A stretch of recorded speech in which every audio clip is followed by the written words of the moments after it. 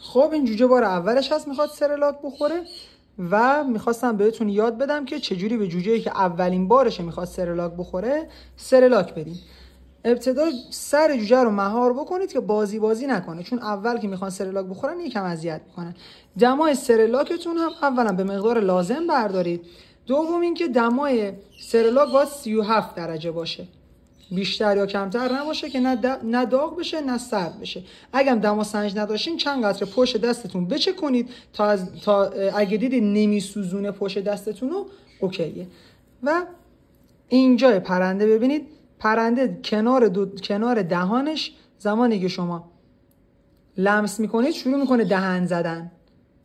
این اون جاییه که تحریک میشه پرنده برای غذا خوردن. برای این کار شما باید سر پرنده رو که مهار میکنید تحریک کنید دهان رو و کرمک رو از سمت چپ به راست وارد بکنید. ببینید از چپ دهان به راست دهان پرنده وارد کردم و آروم آروم خالی بکنید.